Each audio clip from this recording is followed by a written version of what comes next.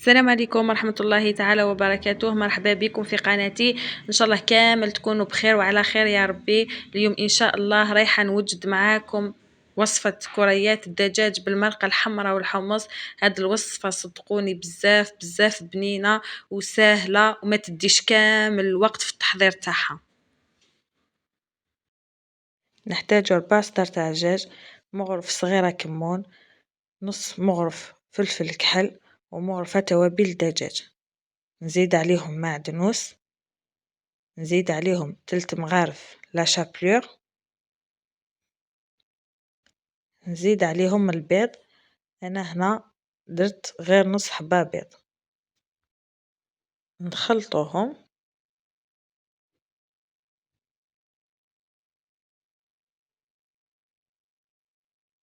نزيد عليهم 3 فصوص تاع الثوم.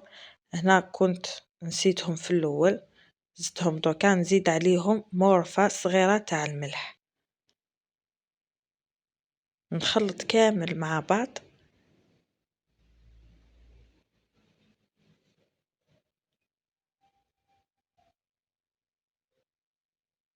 من بعد نشكل كريات، نرمدهم في الفرينة.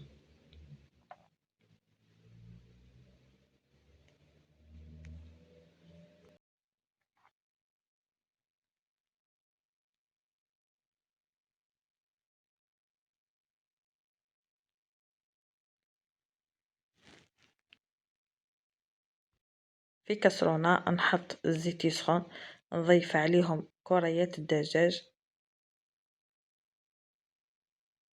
نقليهم حتى يتحمروا. من بعد نقلبهم يتحمروا من الجهة الأخرى.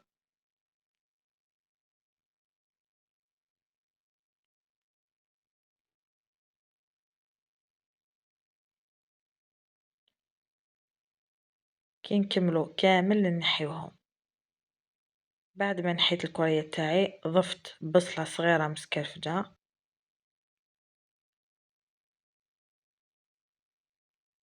نقليوها مليح في الزيت.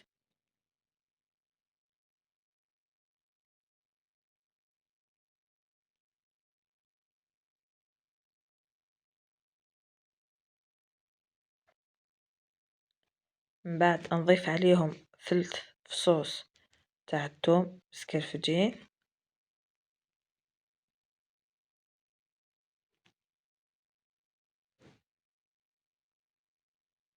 نقليوهم مليح مليح.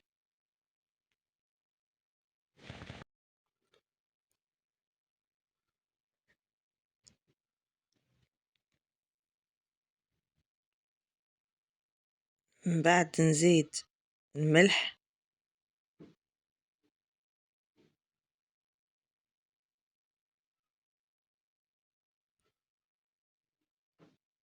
نزيد فلفل كحل،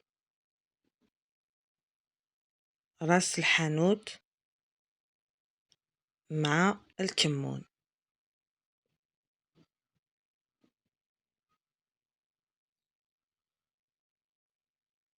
نقليوهم مليح مليح.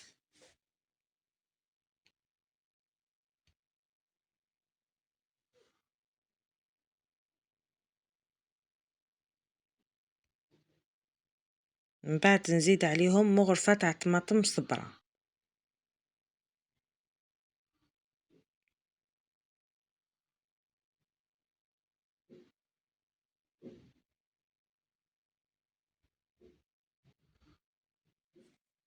نخلوهم يتقلاو شوية.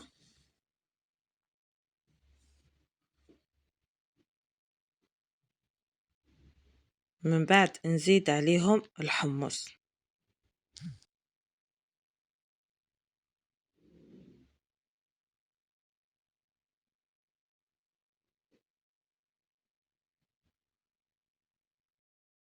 نغطي عليهم، نخليهم يتجمروا.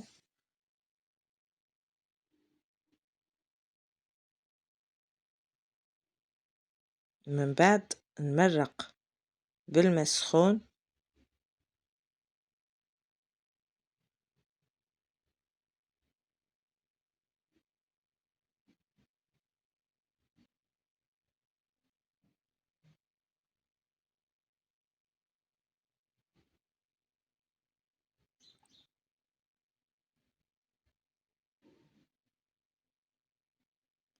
كي تبدا تغلي نحط فيها كريات الدجاج،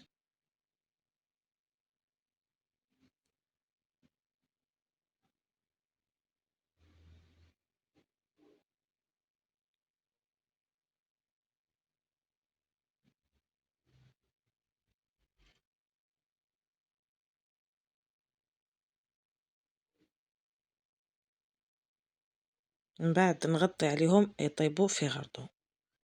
أوليك الطبق تاعنا بعد ما طاب شوفوه كيفاه جاي شهي، وصدقوني جا بزاف بزاف بنين وما يديش كامل الوقت في التحضير تاعو.